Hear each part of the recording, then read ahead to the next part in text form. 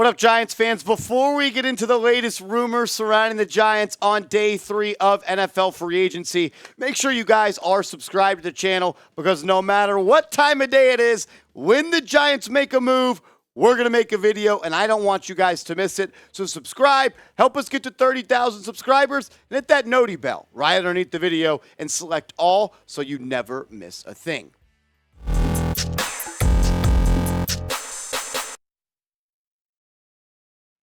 Are the New York Giants interested in signing Mecole Hardman or DJ Chark? We're going to break that down as reports are coming out. You're watching Giants Now by Chat Sports. I'm your host, Marshall Green. Give me a follow over on Twitter at @MarshallGreen_. That's another way you can stay up to date on everything surrounding the New York Football Giants.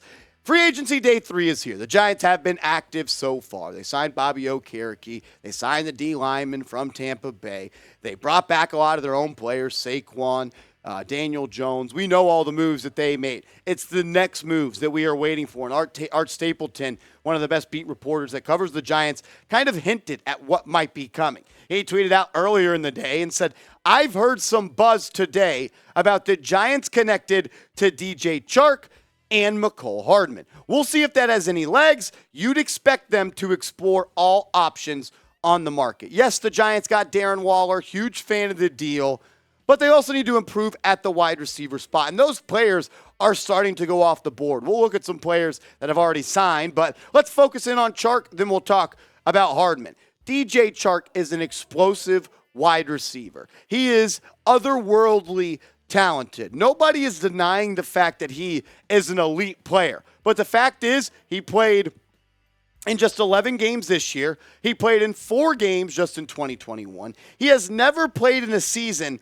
where he has played in more than 15 games. He's played in just 15 games in the last 2 seasons. If you're getting the 2019 DJ Chark that went for 73 grabs, 1,000 yards, 8 touchdowns, 13.8 yards per catch, I'm cool with that. He clearly is a big play target. Look at that, 16.7 yards per catch this year, 22 yards per catch last year, and 13 the year before that. It is not a talent thing with DJ Chark.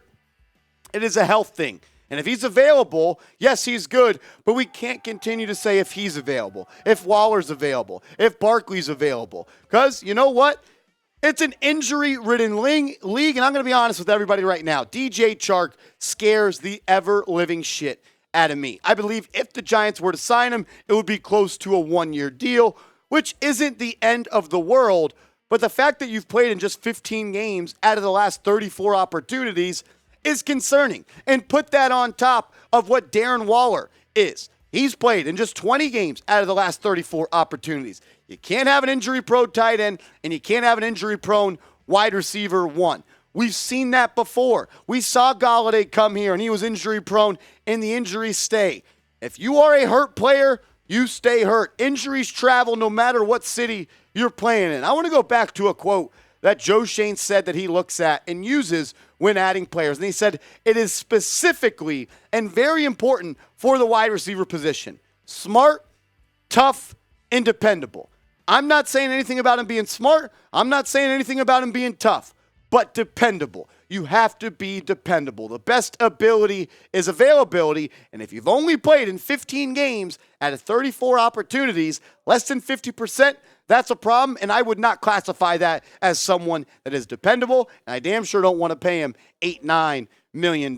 Next, you go to Mecole Hardman, who Art Stapleton also talked about. The reason I would personally prefer Hardman over a guy like DJ Chark is because there's been only 1 season in Hardman's career when he's actually been hurt. And it was last season, but his rookie year, he played 16 games. He played 16 games in his sophomore season, played 17 games in 2021. He is also a big play threat, but I also like that he can do it all. He leads or is one of the league leaders in yards or separation yards in the NFL. He also had 2 rushing touchdowns last year. He is an explosive gadget wide receiver, but he's not a perfect player. There are route running concerns. When I talk to our Kansas City Chief insider, Harrison Graham, here at the company, Chat Sports, he tells me that Mecole Hardman, as well as Patrick Mahomes, we're not always on the same page when it comes to route running. Not that he's actually not a good route runner, but to break a route off here,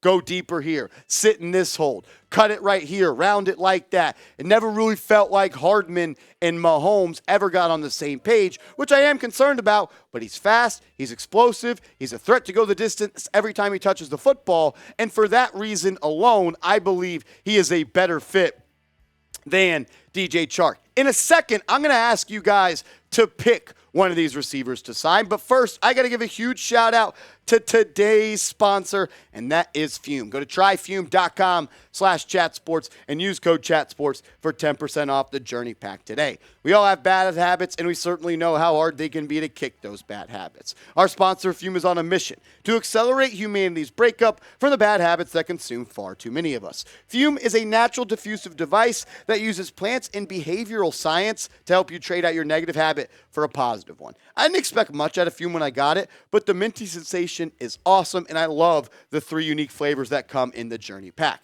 That's maple pepper, crisp mint, and white cranberry. I do want to be crystal clear about this. Fume, it's not a vape. It's a non-electronic device designed to transform your negative habits. The easiest way to stop a bad habit is to switch to a positive one, and Fume is designed perfectly to do just that. Head to tryfume.com/chatsports and use code chatsports to save 10% off when you get the Journey Pack today. That's tryfum.com/chatsports.